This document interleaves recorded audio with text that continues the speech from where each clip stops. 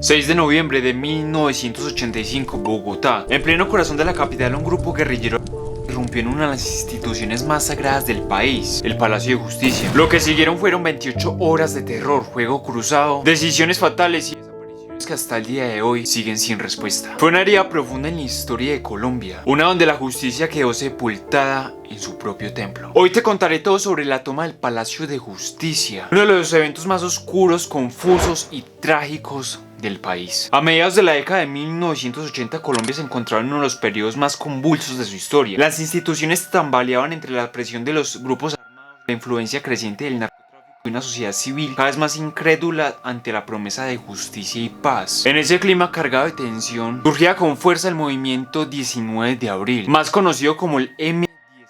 Era una guerrilla de carácter urbano, distinta en forma y discurso a otros grupos como las FARC.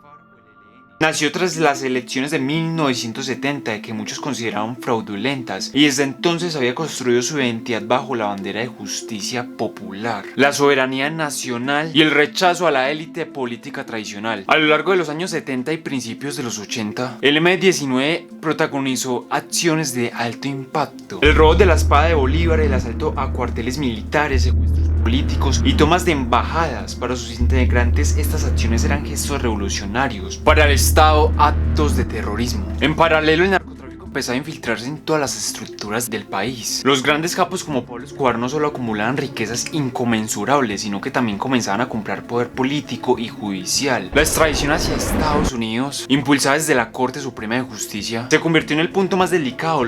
Estaban dispuestos a hacer lo que fuera para evitarla. En medio de ese conflicto cruzado entre guerrilla, narcotráfico y gobierno, llegó al poder el presidente Belisario Betancur, quien intentó lo impensable: en ese momento abrir una mesa de diálogo con las guerrillas. El M19 aceptó, y por un breve tiempo Colombia creyó en una pequeña posibilidad de paz negociada. Sin embargo, ese proceso se desmoronó rápidamente. Los acuerdos no se cumplieron, los enfrentamientos continuaron y la confianza se rompió. Desde los cuarteles militares se insistía en que los insurgentes no se hablaba, se le derrotaba. Mientras tanto, dentro del Palacio de Justicia, los magistrados de la Corte Suprema, comprometidos con el Estado de Derecho, continuaban tramitando decisiones claves para el país. Una de ellas era la legalidad de la extradición de narcotraficantes. Esa decisión marcaría el destino de todos y sería, según muchos expertos, uno de los detonantes ocultos de lo que estaba por suceder. Porque lo que se gestaba no era solo una operación militar, era una tragedia anunciada, una en la que la justicia quedaría atrapada literalmente entre el fuego cruzado de dos fuerzas que no tenían la intención de ceder. Miércoles 6 de noviembre de 1985. Era una mañana aparentemente normal en Bogotá. Dentro del Palacio de Justicia, sede de la Corte Suprema, todo transcurría con la rutina propia de un edificio estatal. Abogados y jueces revisaban expedientes, funcionarios diligenciaban documentos, estudiantes hacían prácticas y ciudadanos del común hacían trámites como cualquier otro día. Nadie sabía que esa jornada pasaría a la historia como una de las más trágicas del país. A las 11:35 de la mañana, un camión de repartos frenó bruscamente. Frente a la entrada principal, de su interior descendieron guerrilleros armados integrantes del Comando Iván Marino Ospina del grupo insurgente M19. No llevan uniformes, pero sí armas automáticas y granadas. Una misión clara: tomar por la fuerza el Palacio de Justicia. La operación fue planificada con estrategia. En cuestión de minutos, los insurgentes ya habían tomado el control de los accesos principales y comenzaron a subir por los pisos del edificio, tomando rehenes a su paso. Algunos dispararon al aire, otros lanzaron granadas para frenar cualquier intento de respuesta inmediata. El caos fue instantáneo. En el interior, más de 300 personas quedaron atrapadas: magistrados, empleados judiciales, visitantes, secretarias, estudiantes, mensajeros y trabajadores del restaurante del edificio. El grupo guerrillero exigía, entre otras cosas, que el presidente Belisario Betancur se presentara personalmente ante la Corte Suprema para ser juzgado por haber traicionado el proceso de paz. El edificio fue rápidamente rodeado por el Ejército Nacional, que selló toda la plaza de Bolívar. En cuestión de minutos, los tanques, francotiradores y escuadrones especiales ocuparon cada esquina. Desde ese momento, el palacio dejó de ser una institución judicial, se convirtió en un campo de batalla. Mientras los guerrilleros controlaban desde adentro, se escuchaban gritos, disparos esporádicos y llamadas desesperadas desde teléfonos fijos. Algunos jueces intentaban razonar con los atacantes, otros escribían mensajes a sus familias, presintiendo lo peor. En la radio y la televisión del país entero empezaba a entender lo que estaba ocurriendo. No era un asalto común, era una toma armada del epicentro de la justicia y nadie sabía cómo iba a terminar. Lo que sí estaba claro es que el Estado no iba a negociar. Desde los primeros minutos de la toma, el Palacio de Justicia fue rodeado por tropas del Ejército Nacional. Se activó un operativo de seguridad de gran escala, comandos especiales, tanques, francotiradores, helicópteros. La orden que circulaba en las altas esferas del poder era directa: retomar el palacio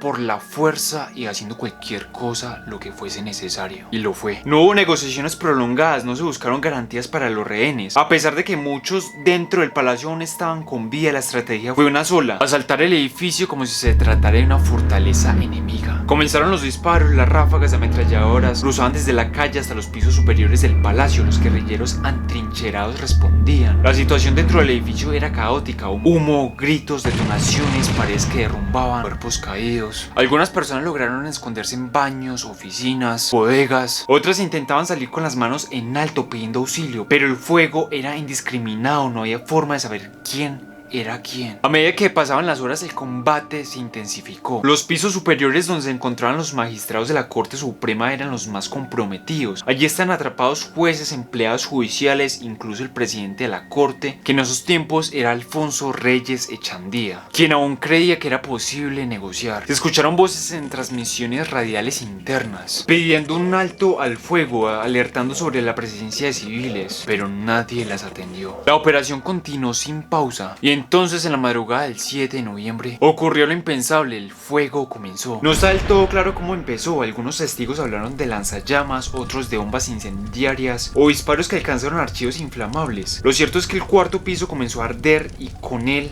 gran parte del palacio. Las llamas se propagaron con rapidez. En cuestión de minutos el humo invadió todos los niveles superiores, las ventanas estallaban por la presión, desde la plaza se veían las lenguas de fuego consumiendo el símbolo más importante del sistema judicial colombiano, el Palacio de Justicia. Adentro los rehenes gritaban, algunos magistrados asfixiados, otros quemados, otros alcanzados por balas en medio del pánico. Había cuerpos irreconocibles. Las llamas no hacían distinción entre guerrilleros, funcionarios o inocentes. El fuego arrasó con documentos legales, archivos históricos, expedientes de procesos claves y con la vida de personas que no tenían nada que ver con esta guerra. Cuando por fin el incendio fue controlado en la mañana del 7 de noviembre, el palacio era una ruina humeante. Un silencio abrumador se apoderó del lugar. Las cámaras de televisión mostraban soldados con la ropa cubierta de ceniza, periodistas llorando, familiares gritando nombres entre las ruinas y en el centro, los restos carbonizados del poder judicial. Cuando el humo finalmente se disipó y los militares retomaron el control total del palacio, el país entero esperaba una lista clara de sobrevivientes, pero en lugar de respuestas,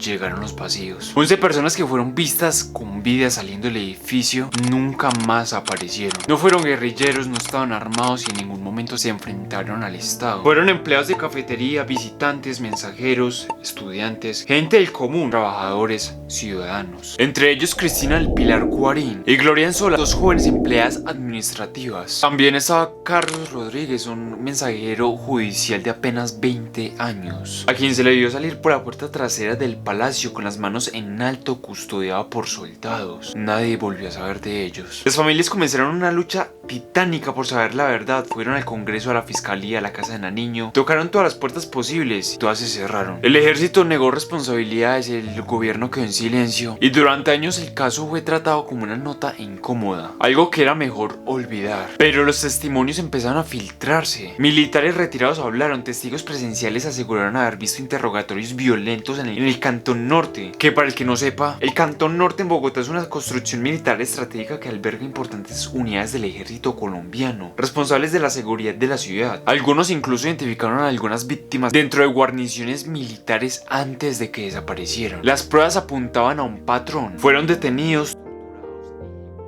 desaparecidos por las fuerzas armadas del país. ¿Por qué? Porque la hipótesis más fuerte era que creían que eran colaboradores del conjunto o sospechaban que sabían algo. Pero nunca hubo pruebas, nunca hubo juicios y mucho menos nunca hubo justicia. Décadas después, la Corte Internacional de Derechos Humanos condenó al Estado colombiano por la desaparición forzada, ejecución extrajudicial y encubrimiento. Aunque algunos oficiales fueron procesados parcialmente, la mayoría de responsables siguen impunes. Y las familias siguen preguntando lo mismo de hace 40 años, ¿dónde están sus familiares perdidos? Pero a pesar de todo y a pesar de los años siguen habiendo diferentes hipótesis, las cuales te voy a explicar ya. Las hipótesis más fuertes, sin duda alguna, era que buscaban forzar al presidente Belisario Betancur a presentarse ante un juicio político en plena sala de la Corte Suprema. Querían hacerlo responsable de incumplir los acuerdos de paz con la guerrilla, lo cual también te expliqué durante el video. Pero también hay otra hipótesis que es también bastante interesante, las cuales son las que otras versiones apuntan que también fue una forma de mostrar poder, desestabilizar el gobierno e incluso que hubo participación o interés oculto de narcotraficantes que vivían en la corte, una amenaza por la posible extradición, una toma cargada de política, venganza y mucho misterio que aún hoy no se resuelve del todo. La toma del Palacio de Justicia no solamente fue una tragedia, fue una cicatriz abierta en la historia de Colombia, una herida donde se cruzaban el fuego de la guerra, el silencio del poder y la ausencia de humanidad. Y donde lo más doloroso de todo es que casi 40 años después, aún hay madres que buscan a sus hijos, aún hay nombres que no aparecen, aún hay voces que tiemblan cuando recuerdan ese día. ¿Puede una democracia sobrevivir cuando su justicia fue ejecutada por sus propios guardianes? ¿Puede un país sanar si todavía calla los nombres de sus desaparecidos? Las llamas no solamente consumieron expedientes y oficinas, quemaron la confianza de un pueblo. Muchas gracias por verme hasta acá, lo valoro bastante. Espero que hayas disfrutado de este video y que hayas aprendido de la historia de Colombia, parte de ella.